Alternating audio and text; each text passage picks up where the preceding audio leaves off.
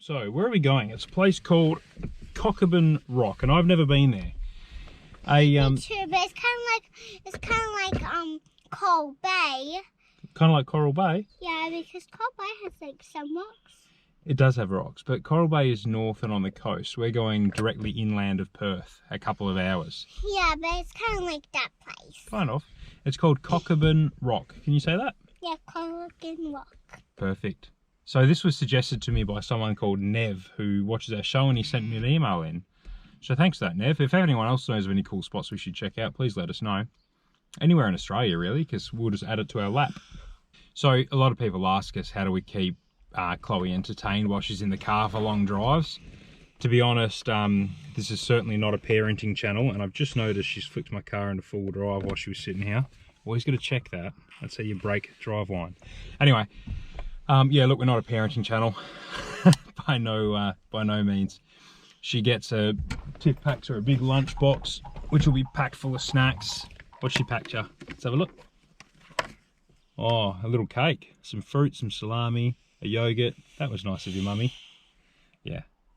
So lots of snacks, lots of iPad as we're driving when we've got reception, and otherwise we just talk and play I Spy and stuff like that, and she's good for a few hours. Anyway, on that note, let's go, hey? When we get there, but Daddy, is it a shot on camera? That's a tripod. Right, see you when we get there.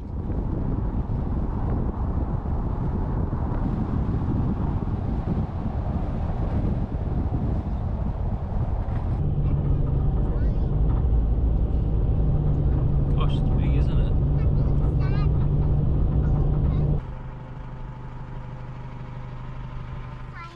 Uh-huh.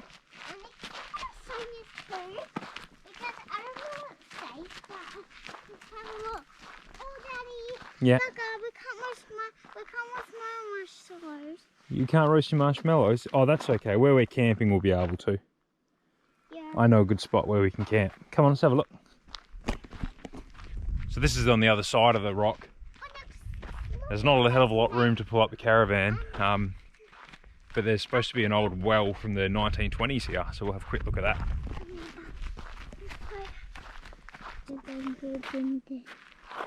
Then you can go there, then there, or there, or there. Let's do the summit walk. So we're here. Daddy, I found a stick. It's right in the camera. But I know that didn't see you, but I saw you. Because I know. Is there any water in it? Yeah. There's water in it. And rubbish, that's no good. That's no good. So this well's like 100 years old, Chloe. Yeah. It's pretty cool, eh? That's pretty cool. So yeah, around 1920s this well was sunk. It's about 20 metres deep. So this summit walk, 2.2k return, and they reckon that'll take about an hour. See? Yeah. It's over here. Let's follow this one that says summit walk.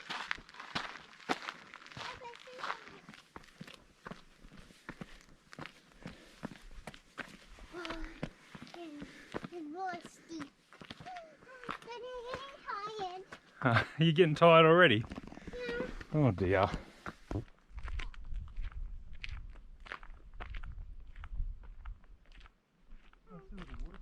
Little natural spring. And you could hear a little waterfall.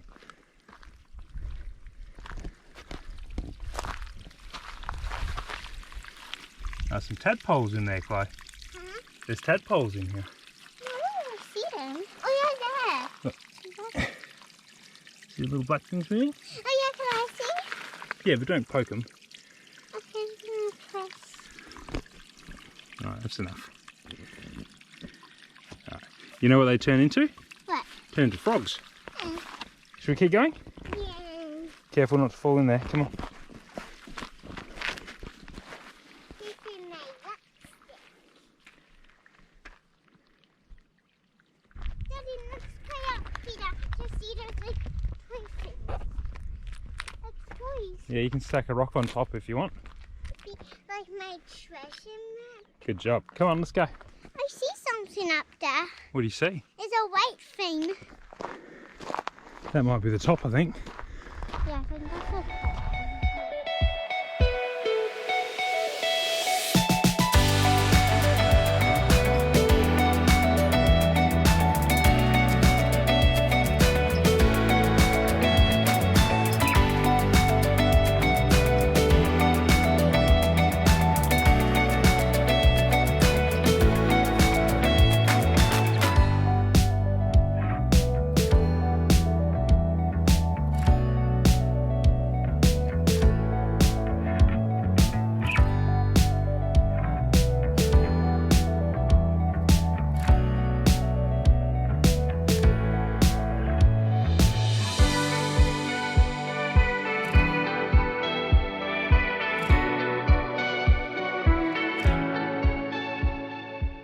this was about 2.5 hours from Perth, and this Cockerman Rock, or Cockerman Hill as it's called as well, is 120 meters tall. It's actually the third biggest monolith in Australia.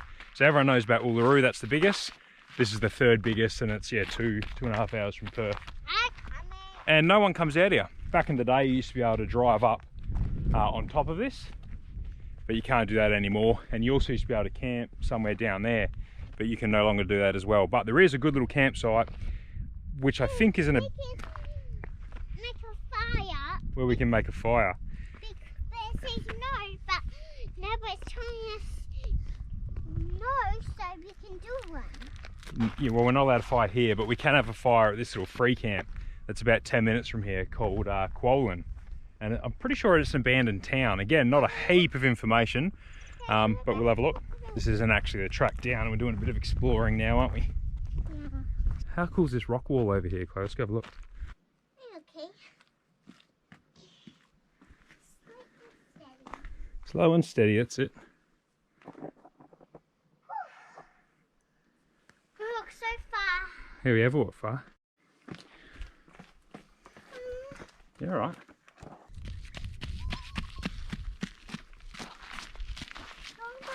Kind of like that. Can I have one of those? Nah, we won't pick them, just having a look at it. Aren't they cool? What does it look like? They look like a birdie. Yeah, I think they look like a birdie to me. they do. So they call, this is Devil's Marbles, Chloe. Oh. You know marbles? I know marbles. Yeah. Like marbles.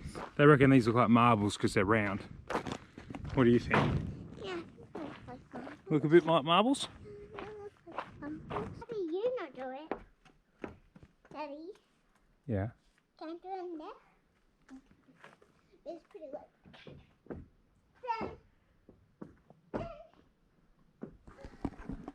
Oh, the serenity.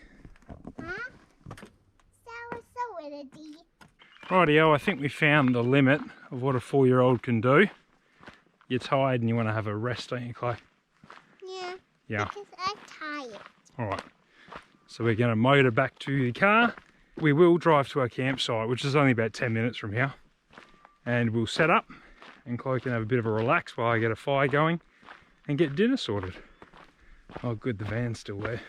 So places like this where I leave the car and the van for a few hours and there's no one else around, I'll lock the car and I'll hide all my valuables or put them out of sight. I'll also set the alarm on the van. So this is the white eye anti-theft system. Just means if anyone tries to tow my van away, it'll lock the brakes on. If they try to force a door or a window, alarm goes off, locks the brakes on as well. And hopefully just makes it a little bit harder for someone to steal or to break into. So just gotta remember to unarm it before I drive away. I've also been using White Eye's wireless towing system, and I'm also using their brake controller, which I did a video about last week, their new brake controller.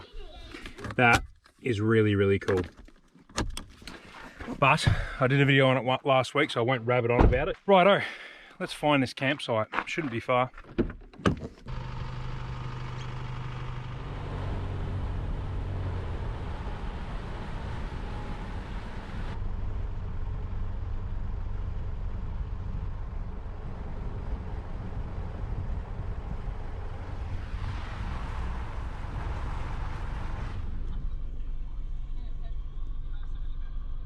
Saw about 2 other vans here, but there's so much space.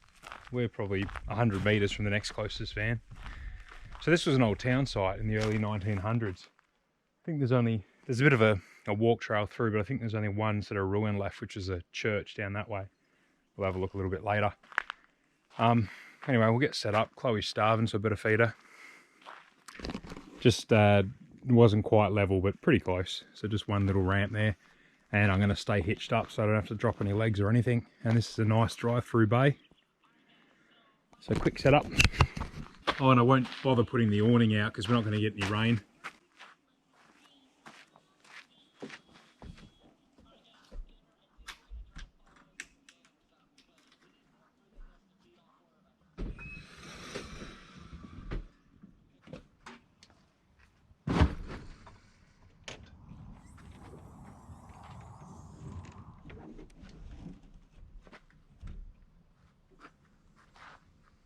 That's it.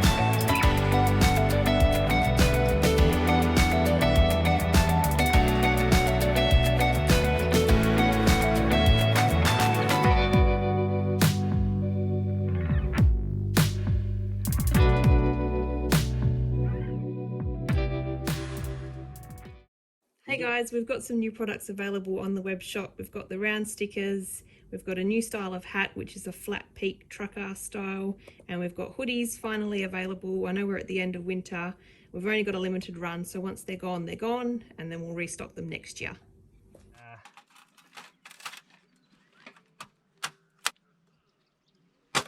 Anyway, I had a little bit of charcoal left at home, random piece of timber, and some wet heat beads.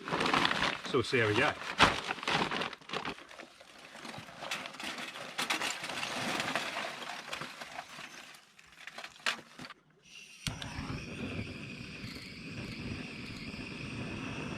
So that'll take about 20 minutes until I see all the top of the coal and the heat beads and stuff go white. They're white over, then I know it's ready to tip out. Might take a bit longer because those heat beads were kept outside in the rain and they're soaking wet, but it will still work.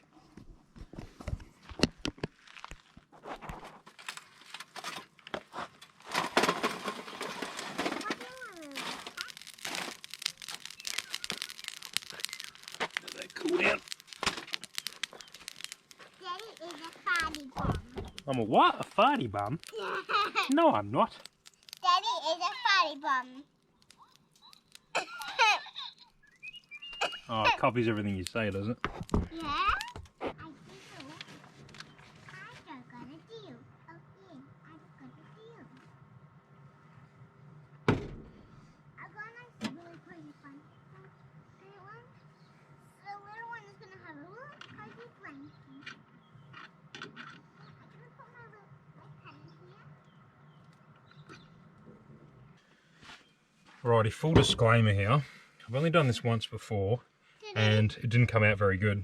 Trussed up this naughty little chicken with a bit of food grade cotton there. I'm using some American mustard as the binder. Kind of how I do a brisket, which I do well. But yeah, I've done one other rotisserie chook and it didn't turn out great, so. But that was basting it.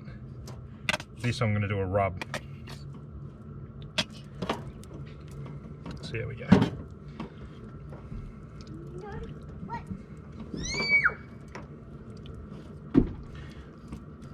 Right, so that's my binder, that's what my rub sticks to.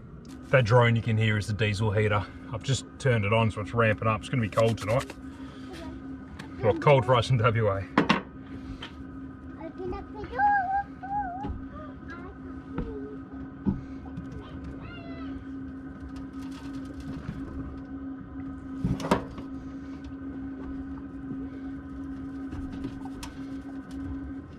Right, I've done a pretty average job of that.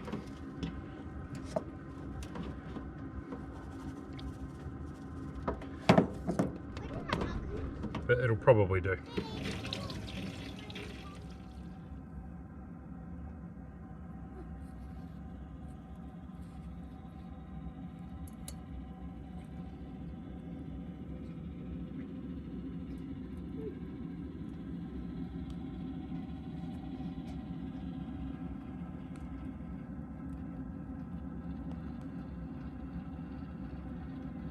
So this cooked for probably an hour and a half, maybe 2 hours.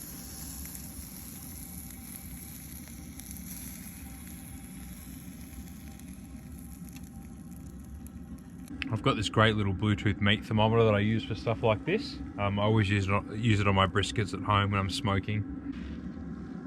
It tells you what the temperature is. Gives you the internal temperature, your target temperature that you set your cook up depending on what your protein is, and the ambient temperature. And using those, it can figure out exactly how long it's going to cook.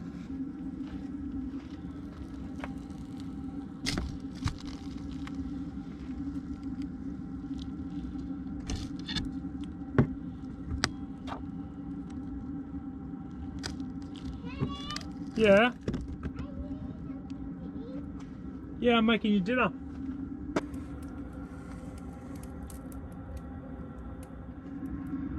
Came out alright. Chicken, tinned whole potatoes, peas.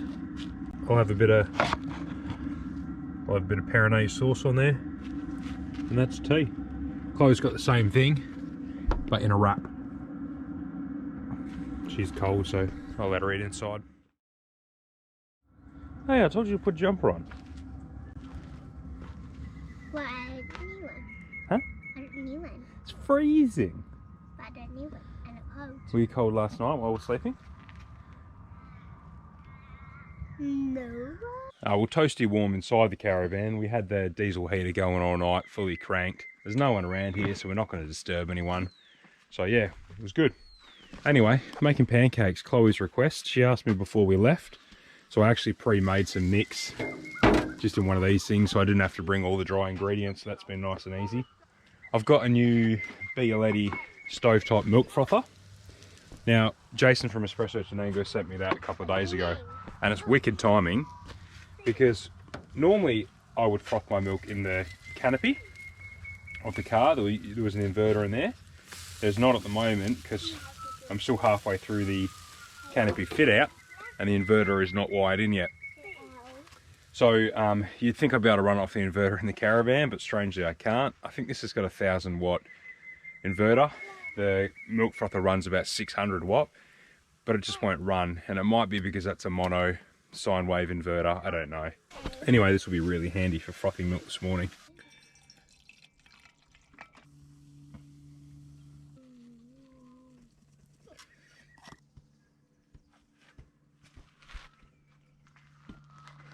So good? Yummy? Yummy.